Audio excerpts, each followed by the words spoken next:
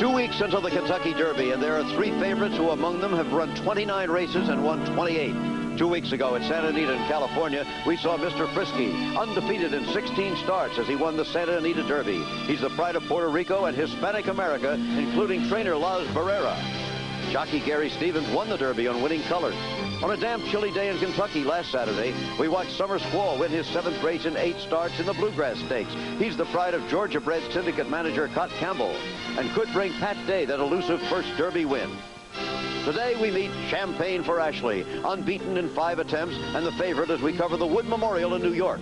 We're at Aqueduct, Champagneforashley's home track, where he's won 3 races by a total of 28.5 lengths. We'll meet the colt, and we'll meet the little girl he's named for, 7-year-old Ashley. We're running to the roses, and there are only 14 days to go. Spanning the globe to bring you the constant variety of sport, the thrill of victory, and the agony of defeat. In our 30th year, this is ABC's Wide World of Sport. The Kentucky Derby just 2 weeks away. We're getting ready for the running of the Wood Memorial Invitational. And joining us live from Aqueduct Racetrack is Jim McKay. And Jim, once again, raining here in the east now. Has it affected the track any at all? Well, you know, as you know, it rained all night at Aqueduct just outside New York City, Frank. And the setting is quite a somber one as we prepare for this year's running of the Wood Memorial. Matter of fact, it seems every time we televise the Wood, it's either raining, cold, windy, or all 3. But the race will go on here on the shores of Jamaica Bay, where the jets swoop low on their way into JFK Airport, just down the road. Now, to answer your question, the condition of the racetrack could be a factor in today's race. They're still calling the track fast, but the times in the earlier races today have really been quite slow. This, of course, is the final major tune-up race before the Derby, and the big question is, can Champagneforashley head for Kentucky unbeaten to join the undefeated Mr. Frisky and the once-beaten Summer Squall in the run for the Roses? Now, today's race is not a setup. The colt named 36 Red won the Gotham Stakes here at Aqueduct 2 weeks ago. Senor Pete was a creditable second in that race. Woody Stevens sends the stretch running Yonder. All in all, a field of 10 ready to go. Now for the specifics. The pot, well, the purse is over $600,000 in all. The distance, 1 1/8 miles. The track, they're still calling it fast, but as I said, it's a bit on the slow side. Temperature 58 degrees, and overhead it looks like it could rain again any minute. Let's take a look at the current odds for the Wood Memorial of 1990. The entry of Burnt Hills and Pendleton Ridge, 9-1. Another entry, Senor Pete and his stablemate Adversarial, 3-1. 36 Red now up to 6-1. He was a little shorter earlier. Country Day, 11-1. Yonder, 10-1. Champagneforashley, the heavy favorite at 3-5. And 2 long shots, Duke's Cup and Nasty Charger. That then the 10-horse field for the Wood Memorial. And we'll have a look very shortly at Champagneforashley. And there he is wearing number 6, his jockey Jacinto Vasquez. Now, here's a good plot for a children's book. See what you think of it. Little girl's daddy takes her to a horse farm. A 2-day-old foal begins to follow the little girl around, so daddy names the horse after her. Of course, the horse grows up and wins the Kentucky Derby for the little girl. Good story? Well, it may even be better than you think, because this one may come true. Listen to the little girl. My name is Ashley, and I've known Champagneforashley since he was 2 days old. My dad told me there was a new foal born at Sugar Maple Farm, so he took me there, and I went out in the field to say hi to them, and he kept nuzzling me until we started playing. Then I hadn't really seen any other foals, so he was my first, but he was very cute. So Ashley had her dream. Champagneforashley grew up and began to race. As a horse born and raised in New York State, he became the toast of the town when he won his first start by 14.5 lengths. Only a restricted race against New York breds. The colt actually is owned by Ashley's dad, Bob Baker, along with partners Howard Caskell and Leon Feinblum. But he races today at Ashley's dad's silks, and we know that he's really Ashley's horse. Could he beat other than New York breds? Well, last December night, the horse delivered an early Christmas present for Ashley. Victory in the Nashua Stakes against Open Company at 1 1/16 right here at Aqueduct. Champagneforashley didn't run again until March, and when he did, he had his toughest race so far. But he won the Tampa Bay Derby, beating the Canadian star Slew of Angels by 1.5 lengths. Then he came home to New York, to Aqueduct, and 8 days ago, tuned up for the Wood in the DeWitt Clinton Handicap. Giving away more than 10 pounds to most of his opposition, he won by 12.5 lengths and could have won by more. Ashley's colt was ready. This is trainer Howie Tesher, a New Yorker, of course. It's a New York act, but with a twist. He's a New York bred. He has a California personality. He's as laid back and as easygoing as any horse you would really want. He's sound, he's healthy, he's doing well. You can't wait to get here, and you can't wait to get him out to train, but you want to prove that your horse is better than the next. It's like the old days of the gunfighter. You walk down the street and it's high noon, and it's you against the opponent, and you can't wait to prove that you're the fastest gun. I think he's definitely going to win the Wood.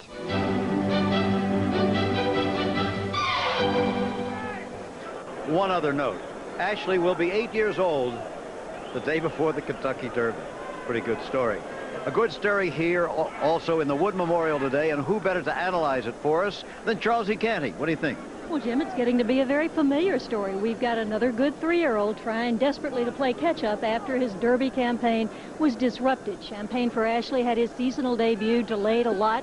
Then he got the colic and missed the Gotham, and then he has to go postward today in the Wood Memorial after only a 7-furlong sprint last week. Now, he has a lot of questions he's got to answer today. This is a big step up in class. It's a step up in distance. And it's also a big step for him in the fact that he has never run on a track surface like this. It's labeled fast, but it's the old Aqueduct specialty, the wet fast track, and that's more moisture than he's ever dealt with before. A lot of questions. Sure are a lot of questions left to answer, and it looks more like rain every second. Talking about the unbeaten horse with more on that specific subject, here's our colleague, Dave Johnson. Well, with Mr. Frisky in Louisville awaiting the Kentucky Derby, sitting on a 16-win in 16-start record, and with Champagneforashley trying to keep his unbeaten skein alive, it's time for a Run for the Roses trivia question. Who was the last unbeaten horse to win the Kentucky Derby? It was Seattle Slew. He had a 6-for-6 record going in, and with this victory, ran the streak to 7. Before the Derby, he won the Wood Memorial and continues to leave his mark on this race. The late-running Yonder is a son of Seattle Slew and represents the hopes of trainer Woody Stevens. Yonder likes Aqueduct. He won the Remsen at today's distance as a 2-year-old. Another son of Seattle Slew, the brilliant Slew Gold, who went on to be 3-year-old champion, won the Wood in 1983. And now he has a son named 36 Red, one of today's major contenders. 36 Red won the Gotham Mile at odds of 35-1 2 weeks ago, leaving Senior Pete and Burnt Hills in his wake. But Senior Pete, who was second in the Gotham, gets a break in the weights. He carried 7 pounds more than 36 Red last out. Today they're equal. And Burnt Hills, who raced in California this past winter, has drawn the rail, needed his last out, and should improve with today's longer distance. All of the horses at equal weights today, 126 pounds. There is Senior Pete, the second choice in the betting. And his new jockey today, in from California, is Chris McCarron. We'll be back. In the dark of Aqueduct, let's have another final look at the odds. Burnt Hills and Pendleton Ridge, the entry at 8-1. The other entry, Senior Pete and Adversarial at 3-1. 36 Red at 6-1 still. Looking at the others, Country Day, 12-1. Yonder, 11-1.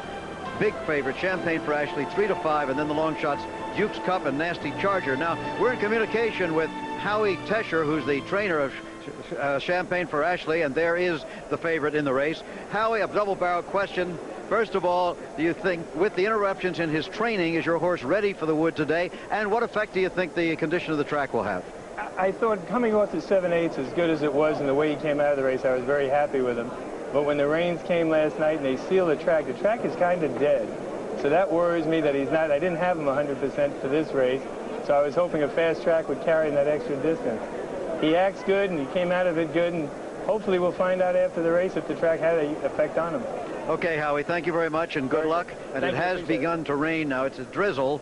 I don't think it'll affect the track anymore right now, but it's certainly not much fun. Now, there's the favorite, Charlesie. And there is Champagneforashley. Jacinto Vasquez, who's been his rider in all of his starts, it had a great deal to do with his conditioning and training in the mornings and galloping him. He loves his colt. He says he's a lovely, big, strong mover. And when he goes in his workouts, he's such an easygoing horse, he can't tell how fast he is. Now, there's 36 Red. The criticism of him by many people is that he's had a lot of chances, and he never made good on it till last time in the Gotham when some other horses may not have been at their best. But he's by Slew Gold, and he stands to improve this year at 3. Now, there's Senior Pete. Scotty Schulhofer said he was still short in the Gotham, and he needed that race. Okay. Up to you, Dave Johnson. And there is Senior Pete giving him a little bit of problem getting into line. Chris McCarron riding this horse for the first time. I guess he's looking for a Derby mount. In fact, the two jockeys there, they are quite frequent travelers. Pat Valenzuela and Chris McCarron both rode at Santa Anita yesterday. Both won races out there. Took the red eye, arrived at JFK, and here they are in the wood. There's Cordero. He rides number 4, Country Day. Yonder is in. We'll look for him to be far back early. And here is the odds-on choice at 3-5. Champagneforashley. Jacinto Vasquez has won the wood twice. He won it with Angle-Light, beating Secretariat in '73, and he took it with Foolish Pleasure and then went on to win the Kentucky Derby with that fine colt. Adversarial, part of the entry with Senior Pete. This horse improved greatly around 2 turns last out. Chris Antley, by the way, looking for his 3rd winner of the afternoon. There goes the 7 horse, Duke's Cup with Jean Cruguet. And because post positions were drawn by lot, Pendleton Ridge, the 1A horse, moves in there into post position number 9. And the only gray colt in the race, the only horse not nominated for the Triple Crown, is in. Quick run to the first turn. The horses on the outside will have a tough time. And they're off. And 36 red from between horses takes the early lead. Champagneforashley on the outside, and Burnt Hills along the rail scoots through. And now Burnt Hills takes command.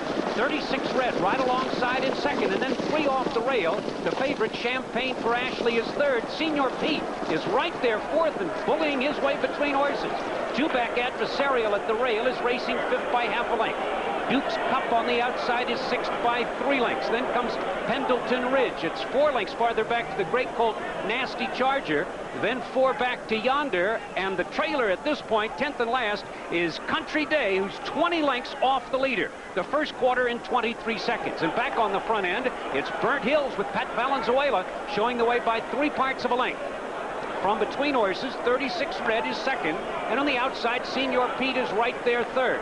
There goes Champagneforashley now up into 3rd, and Senior Pete along the rail is 4th, followed by Adversarial. After that, it's Pendleton Ridge. Now as the field moves to the far turn, Burnt Hills at the rail, 36 red between horses, Champagneforashley on the outside, 3 of them across the track. 2 back, it's Senior Pete racing 4th, Adversarial is 5th. Here comes Pendleton Ridge with Richard Migliori gaining ground boldly on the outside. 3 quarters in 1:11 and 1. Now as the field moves to the quarter pole, a 3-horse race, 3 of them across the track. Here comes Champagneforashley, charging up out in the middle of the racetrack. From between horses, 36 red. Along the inside, Burnt Hills is right there and holding strong. And down, not stretch they come. From between horses, 36 red. Burnt Hills on the inside. Champagneforashley is 3rd at this point, followed by Pendleton Ridge. In deep stretch, it's 36 red with Mike Smith holding on to the lead by a head. Burnt Hills on the inside. It's 36 red, the winner of the Gotham, winning it with Mike Smith, and the time on the board, 1 minute 50 and 2/5 seconds. Not a good time, but 36 red proved that the win of the Gotham was for real, and Champagneforashley off the board. Well, there you have it, all strictly unofficial. It is a photo finish, very unofficial. Dave giving it to you the way he saw it and the way we saw it down here. That's the way it looked. But 36 red, we now remember, it may have been significant, Charles E., that in the Swale Stakes on Florida Derby Day, he finished 3rd in the Swale behind Housebuster and Summer Squall. And those may be the 2 fastest horses around. Indeed, Jim, this colt has really come along at 3. He has never been off the board as a 3-year-old, and he certainly is improving as his sire did, Slew of Gold, as a 3-year-old. Now, here is when they turn for home. Now, Burnt Hill still has the lead on the rail, and 36 red is in between horses there. Champagneforashley, I guess the fizz is out a little. Howie said he maybe was going to be quite tight enough to carry on here. And 36 red had the race in the Gotham 2 weeks ago. And he continues to carry his speed on out the extra 1/8 of a mile. We might be looking at 3 horses going to the Kentucky Derby right here, Jim. That's what we're looking for. And closing fast on the outside is Pendleton Ridge, a Cox's Ridge colt who's a maiden. He wants 1.25 miles, doesn't he? He certainly does. But unofficially, Champagneforashley is no longer unbeaten, but as you say, all 3 of them may well be on their way to the Derby. 36 red, the unofficial winner.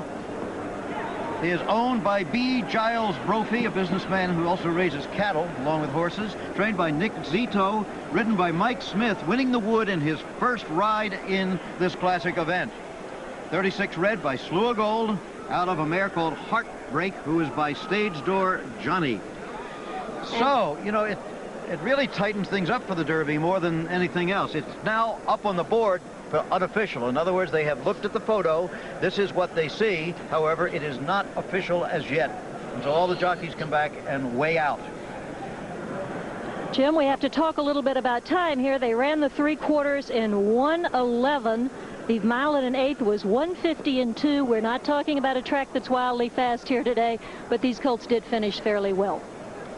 So unofficially, Champagneforashley has been beaten, and there he is. But is he on his way to Kentucky still? We'll try to find out. Right now, however, we're going to go back to the studio to Frank Gifford, and then we'll return here for the official results. Okay, Frank.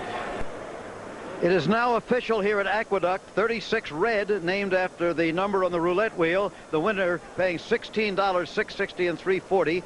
Burnt Hills, $7.20 and $3.60. Champagneforashley, the heavy favorite, finishing third, paying $2.20, the exact $133, and the triple $335. Now let's take a look at the official order of finish with the number of lengths that the horses finished behind. 36 Red, the winner, by a head over Burnt Hills. Then Champagneforashley 1 length behind it. Look at this. Pendleton Ridge, a maiden, a horse who has never won a race in his life, only 2 lengths behind in the Wood. Yonder was 3 lengths behind, and Senor Pete was way back, as you can see, finishing last behind Country Day, Nasty Charger, Adversarial, and Duke's Cup. Something must have happened to Senor Pete today. So that's the official order of finish. Let's take a look at the stretch run right now. And it was a good one. Here they are coming down the stretch. Burnt Hills on the inside, and then 36 Red on the outside. Champagneforashley on the outside, and between horses, there is 36 Red getting his nose in front now. Champagneforashley obviously not going to make it, but Burnt Hills still coming on at the end. 36 Red, the winner of the Gotham and now the Wood. Not to be pessimistic, but no horse has ever won the Gotham, the Wood, and then the Derby. So that was the story this afternoon in the Wood Memorial. For a view on it, our colleague Jack Whitaker. Well, Jim, thank you. This was the day Champagneforashley came out of the shadows and off the back roads on his trip to Kentucky, and he finished third by a length. As you heard Jacinto Vasquez say, he will wait for about 5 days before they make up their mind, probably, but losing the Wood has not always been a detriment to the Derby. 17 years ago to this very moment, Secretariat lost the Wood right here in this very racetrack, and you know what happened to him. Not to put all that load on Champagneforashley, but we may see him in Kentucky and a few others. This makes the Derby a little more wide open.